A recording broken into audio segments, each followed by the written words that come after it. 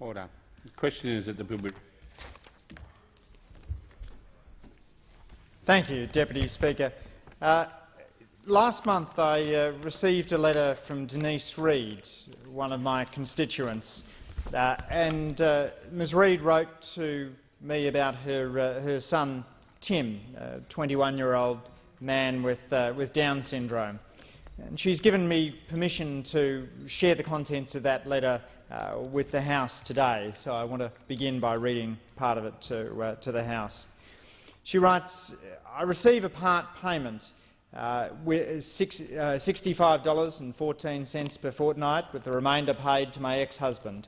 We share care of our son, who is 21. He has Down syndrome. From time to time, Centrelink reviews eligibility for this payment. I find this extremely frustrating. My son has an intellectual disability.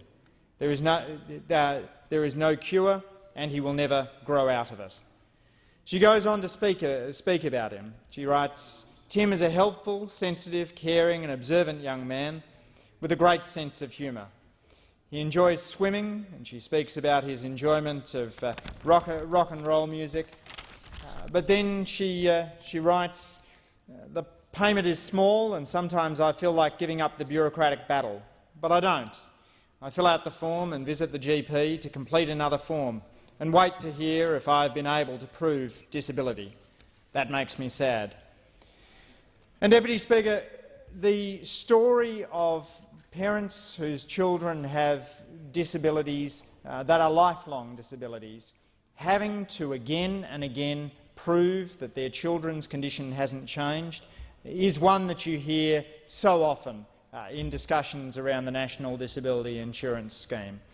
It's a particular frustration because parents of children with disabilities work as hard as any other parent in Australia, if not harder.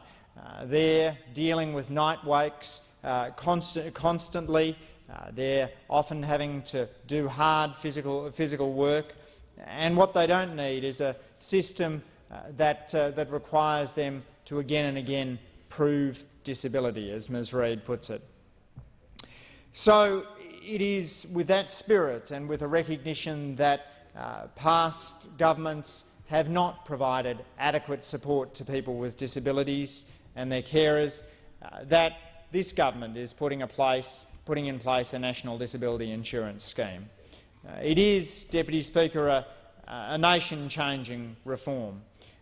And today is a significant moment for the almost 1 in 5 Australians who either have a disability, have a family member with a disability, or are a carer for someone with a disability. And the first stage of the NDIS will benefit more than 20,000 Australians later this year. Deputy Speaker, I wrote a piece for our local Canberra Chronicle newspaper just over a year ago and noted that if you feel like you've had a tough week, just try chatting with a parent who's caring for a child with a profound disability. Not only will they be bleary-eyed and bone-tired, but they might be struggling to make ends meet, sometimes contending with their own health issues. And parents of children with a disability can find themselves caring for a 40-year-old who has the mental abilities of a toddler. And like every parent, they love their children, but it's because of that love that many of them face this searing fear, that awful question of what will happen to my child when I'm no longer here. And the National Disability Insurance Scheme, by providing better care to people with a disability, may hopefully help allay that fear. And in so doing, it will resolve some of the indefensible anomalies in the current system. For example, if you become a paraplegic in a car accident, you're more likely to get a payout than if you fall off your roof while cleaning the gutters. If you rent a car in one state and have an accident which causes a disability, then you will receive different treatment than if your car is registered in a different state. That's true even if you're renting from the same car company. Check the number plates, people with a disability will sometimes say. That's how much of a patchwork our current system is. Deputy Speaker, a national disability insurance system will not be cheap, and its path forward isn't straightforward because we need to bundle in many of the current supports that are provided. But when, thanks to the leadership of then Parliamentary Secretary Bill Shorten, the government commissioned a report on the National Disability Insurance Scheme for the Productivity Commission, they came back with a strong recommendation that we go ahead. And that's why we're working with states and territories to build the foundations of the National Disability Insurance Scheme. I'm really proud, Deputy Speaker, that under the leadership of Chief Minister Katy Gallagher, herself a former support worker for people with disabilities, the ACT didn't skip a beat before signing up, and around 5,000 Canberrans with a disability will benefit when the ACT becomes one of the launch sites later this year. I'm a strong advocate of the NDIS, Deputy Speaker. My parliamentary window has one thing up in it. It's a Count Me In poster put together by the Every Australian Counts campaign. And I've spoken before in this place of the issue of disability and the importance of the National Disability Insurance Scheme. In my own electorate of Fraser, I've held 2 community forums on the NDIS seeking input from Canberrans about the scheme. On the 24th of August last year, one of the forums was held with Jan McLucas and the member for Canberra, we held a forum in the Griffin Centre and heard many accounts from people with disabilities and their carers. Before that, in October 2011, I held a forum in Belconnen with Daniel Kiriakou from the Every Australian Counts campaign and members of the ACT Labor Party's Community Services and Social Justice Committee. And that was again an important conversation about what the NDIS means and how people can work with the campaign to bring about an NDIS. Those forums were well attended by carers, people with a disability and Canberrans of goodwill, keen to see this important social reform become a reality. And earlier that same month I'd met with a group of people with disabilities and their carers at a morning tea roundtable in my electorate office to talk about what a National Disability Insurance Scheme will mean for people with disabilities and for organisations that are supporting people with disabilities. I want to thank Simon Rosenberg, Luke Jones, Bob Buckley, Kerry Vargas, Trish and Glenn Mowbray, Susan Healy, Mary Webb, Kerry Langford, Robert Altamore, Fiona Mackay, Eileen Jurger, Adrian Nichols, Christina Ryan, Brooke McHale, Sally Richards and others for sharing their stories and concerns with me.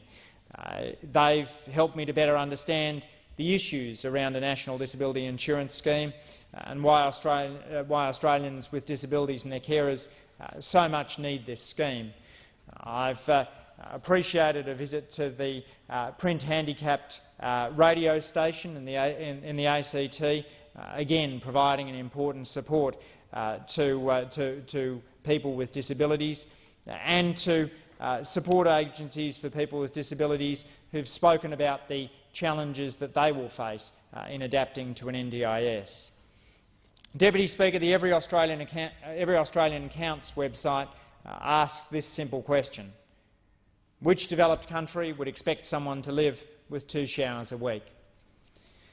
And at the moment, the answer is Australia.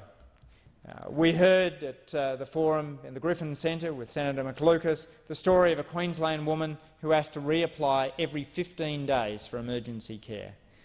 We heard about mothers of children with Down syndrome who have to constantly prove that their child's chromosomes have not changed, stories like the one with which I began my speech. We heard a story about a child in the Northern Territory who has to hand in his hearing aids when he leaves school at the end of each day. They have to stay at school and he has to go home without hearing aids. And you can't hear these stories in a prosperous nation like ours without feeling a sense that there is just something profoundly wrong with our nation's social contract. That we need to put in place a system that shares the cost of disability services and support services across the community. And yes, Member for Longman, that involves states and territories doing more. That is not playing politics. That is the simple reality of building a national disability insurance scheme. An NDIS that will enable people with a disability to exercise more choice and control over our lives. Deputy Speaker, this is a reform on par with Labor's legacy reforms: Medicare, universal superannuation, native title. But as the NDIS rolls out, we need to keep on asking those whom it supports, what do you want and how can we deliver it? And the message that I've heard in the regular forums that I've conducted was that assessments under the NDIS need to be done no more frequently than necessary, and that over-frequent assessments are enormously frustrating and at their extremes can cost carers their jobs. Deputy Speaker, as I've noted, the ACT is one of the sites leading the way in improving care for people with disabilities. On the 26th of July last year, I was pleased to join the Prime Minister and Chief Minister Gallagher at Black Mountain School to discuss the issues facing people with a disability. And I pay tribute to Black Mountain School for the hard work that they do. In Hackett, my own suburb, Ross Walker Lodge is a supported accommodation facility for 6 people with intellectual disabilities. Ross Walker preached the social gospel and was a strong advocate for the most disadvantaged people in our community. By coincidence, his life followed a similar trajectory to that of my paternal grandfather, Keith Lee, also born in the 1920s and came to the Methodist ministry after World War II. In Holt, I attended an event at Sharing Places, what's known as a disability morning tea. That was part of the campaign for a national disability insurance scheme. Sharing Places focuses on providing day services to adults with an intellectual disability, and I appreciated their meeting with clients and carers alike. Some of them had been working in the sector for decades, and they told me it was the most rewarding work they've ever done. In December last year, I joined the member for Canberra in announcing that 3 ACT-based organisations had received Commonwealth funding to help people with a disability, their carers and families adjust to the options available. The National Rural Health Alliance, Disability Advocacy Network of Australia and ACT Disability Aged and Carer Advocacy received nearly $300,000 in funding to get ready for the introduction of an NDIS. Deputy Speaker, last week the Prime Minister gave an address to the National Press Club in which she spoke about how the NDIS is part of the government's vision for a fairer nation. She noted how in July we'll launch the NDIS in 5 locations around Australia and pointed out how the NDIS is in the Labor tradition of knowing that it's smart policy to make us a fairer nation. The Prime Minister said, quote, "Risk is shared as well, where those hit with life's cruelest blows get the help they need." That's what this bill will do, Deputy Speaker. It sets out the framework for an NDIS, establishes important principles for a person becoming a participant in the scheme, how participants will develop personal goal-based plans and how reasonable and necessary supports will be guaranteed. The framework sets out how people will be able to choose how they manage their care and support. This first stage of the scheme will, apart from the ACT, also be launched in South Australia, Tasmania, the Hunter in New South Wales and the Barwon area of Victoria. And I acknowledge the work of the leaders in those jurisdictions in making this happen.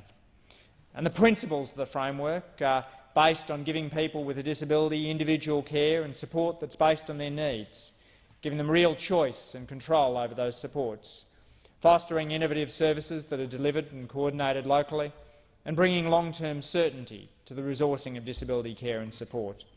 We want to give people with a disability the security that they will get what they need over their lifetime. I want to thank and acknowledge the advocates, those working in the sector, family members and people with a disability who have fought for a fair system based on their needs that empowers them with more choice and control. It was, as I've acknowledged before, Minister Shorten who initiated much of this reform, but I also want to recognise the hard work of Minister Macklin, the Prime Minister and Senator McLucas, who have worked together to make Australia's social contract a little stronger, to make us a little fairer nation and hopefully to improve the lives of thousands of Australians with a disability and their families and carers.